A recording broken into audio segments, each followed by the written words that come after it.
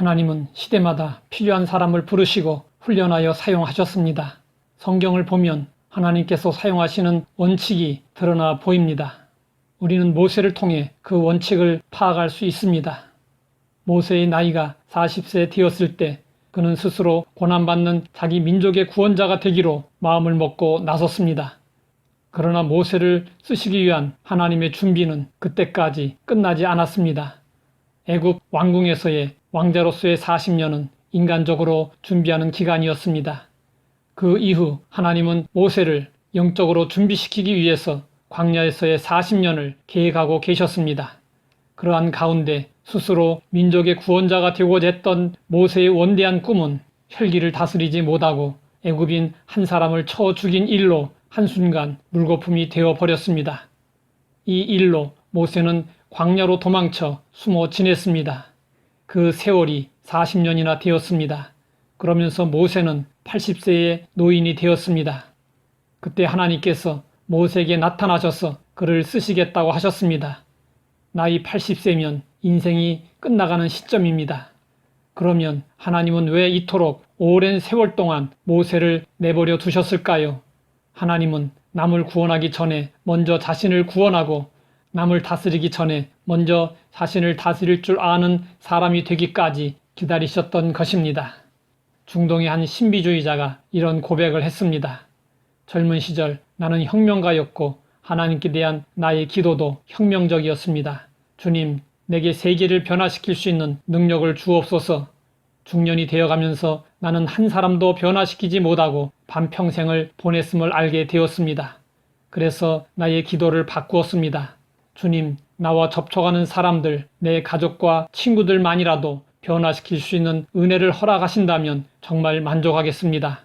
이제 노인이 되고 나의 연수가 거의 다 되었을 때 내가 얼마나 어리석었는가를 깨달았습니다. 이제 나의 유일한 기도는 이것입니다. 주님, 나 자신을 변화시킬 수 있는 은혜를 주옵소서. 만약 내가 처음부터 이렇게 기도했더라면 내 인생을 허비하지 않았을 텐데 자신이 변화되지 않은 채 다른 사람을 변화시킬 수는 없습니다.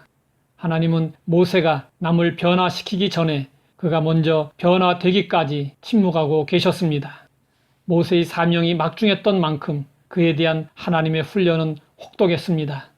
모세는 기나긴 훈련 과정을 통해 인내와 겸손을 배우고 자신을 부인하고 오직 하나님만을 의지하는 믿음을 갖게 되었습니다. 그런데 많은 사람들이 하나님의 훈련 과정에서 조급증에 시달리며 낙심하고 좌절합니다.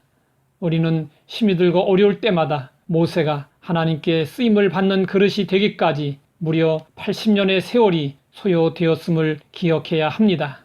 하나님은 한 사람의 지도자를 만드시기 위해 오랜 세월 동안 그를 연단하시고 훈련시키셨습니다. 아이가 태어나서 갑자기 어른이 되는 일이 없는 것처럼 사람이 만들어지는 데는 첩경이 없습니다. 어느 기자가 위대한 전도자 무디에게 물었습니다. 어떤 사람이 당신을 가장 괴롭게 합니까? 무디는 지체하지 않고 대답했습니다.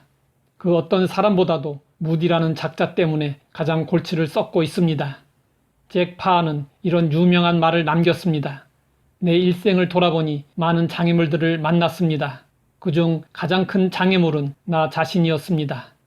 우리가 어리석었을 때는 세상을 정복하기 원합니다.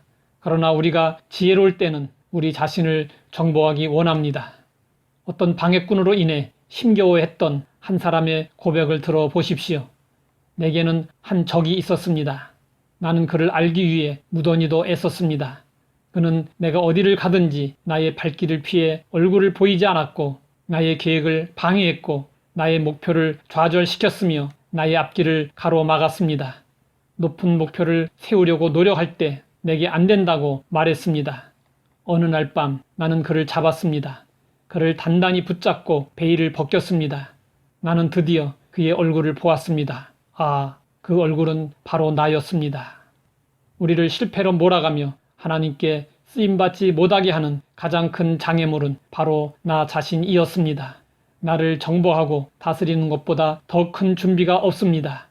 먼저 나를 깨뜨리고 비우고 내려놓을 때 우리는 하나님께서 마음껏 자유롭게 쓰실 수 있는 귀한 그릇이 될 수 있습니다. 하나님 아버지 쓰임받는 그릇이 되기까지 연단과 훈련이 있음을 알게 하시니 감사합니다. 우리도 주어진 연단과 훈련을 잘 통과하여 조금이라도 쓰임 받을 수 있게 하옵소서. 예수님의 이름으로 기도드립니다.